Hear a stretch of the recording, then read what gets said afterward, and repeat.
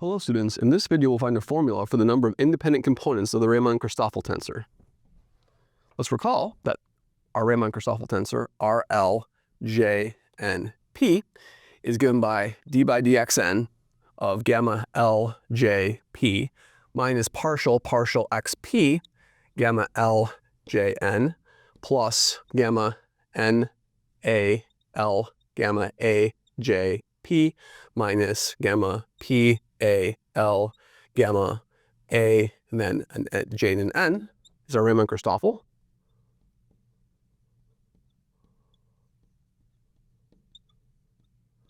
Tensor. And we can lower the index. So if I do a GLR like this to R, L, J, N, P, we get R, R, J, and P, like so, right? And this thing has many symmetries, right? Has many symmetries. Has symmetries. Okay. What are the symmetries of this tensor over here? If I look at R of R, J, and P, that's the same as negative R of J, R, and P. That's one symmetry. I can do R of R, J, and P. That's the negative of R, J, P, N. So if you flip either the first two indices or the last two indices, you get a negative sign.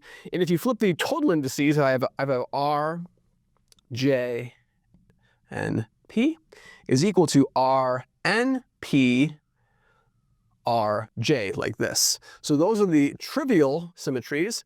And then we also have the Bianchi identities, right? Which says that R of R, J, and P plus R of R, N, P, J plus R of R. And then I shift over one more time. That's going to be a P, J, N is equal to 0. Those are the Bianchi identities. That's Bianchi.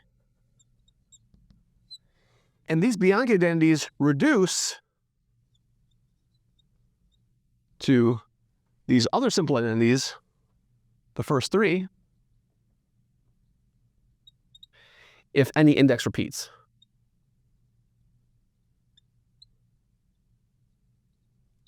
Okay? Because if any index repeats, then you're getting some, if any index repeats over here, you can either zero these things out by these first two identities, or you can basically cycle through by these last two identities, okay? Now let's count the number of independent. So clearly, these conditions over here are saying that you might say, well, I have an R, J, and N, and P. If the dimension is N for the indices, I might have N to the power 4 choices for these things, but most of them depend on each other, right? Because of these relationships. So let's count them. Okay, so what are the things that we can have over here? So what are the types of distinct types of distinct Riemann-Christoffel tensors we can have? So how many different ways can we do these? So how many different independent ones are there? So how many independent terms are there?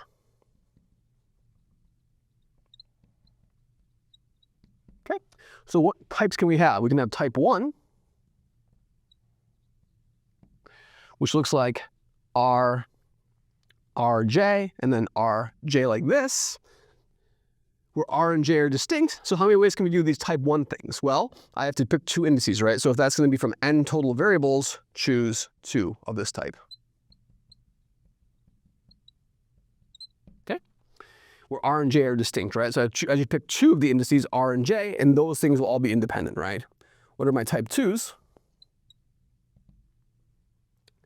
Type 2s are going to look like R of R, J, R, N, right? So how can we count these? We're here, of course, we can assume by cycling that J is less than N. So I'm on a simplex over here. So how many of these terms can we have? Well, we have exactly what? We have N choices for the R, and then I have N minus 1, choose 2 choices, N minus 1, choose 2 choices for the J and the N because I'm on a simplex over here, okay? And then what about the last case? What's the type 3? Type 3 is where you have all distinct. So there's 2 types of types 3. There's type 3a and type 3b. You can have R of R, J, and then NP, like this. That's type 1. Or I can have R of R, N, P, J by cycling. And those are the only 2 distinct ones I need, because if I wanted to write down the third type would be constructed by the Bianchi identity, right? Okay, great. So there's 2 of these classes. And then I have what? And we're cycling these things so that R is less than J is less than N is less than P by cycling, right? We can assume this condition. And so now I have a simplex over here, and I have what? I have two of these things. So I have 2 what? So the number of this type is going to be 2 of n choose what? N choose 4, like that. From n choose 4 of those indices. So if these things are common to us, right? So this is going to be 2, and then n minus 1, and then n minus 2, then n minus 3, over what? Over, let's count. So I have those things over there. It's going to cancel with those other terms. I have a 4 factorial over there. And 4 factorial is 24, right? Good. All right, so let's count them up now, right? Now this is the not so bad part. So I have a total of n choose 2. What's n choose 2? So the total number is going to be what? It's going to be n times n minus 1 over 2, type 1. Then I have n times the same thing, right? N times n minus 1, n minus 2 over 2, like that. And then finally I have what? I have 1 over 12, and then this expression over here, n minus 1, then n minus 2, and of course, n minus 3. Okay, great. Let's factor out an n minus 1 over 2 from everything. So I can pull an n times n minus 1 over 2 out from everything. And then what are we left with? We're left with a 1 plus what?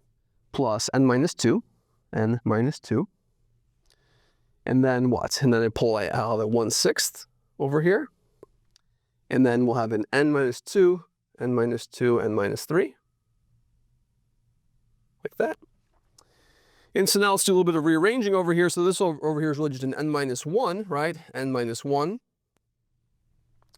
And so I'm going to write this as n times n minus 1 over 2 times what? Times 6 n minus 1 over 6 plus what? And then plus, this is going to be an n squared minus n to the 5th, n squared, n squared, n squared over there, minus n to the 5th, 5n, and then a plus 6 over 6. Okay, so the 6's are going to cancel out. That's going to cancel out that. I have a 6n and 5n. That's going to be a what? That's going to be a positive n. So I have an n squared over 6 plus n. So that's going to be an n. So this whole thing over here is really just, this whole thing is really just going to be an n times n plus 1.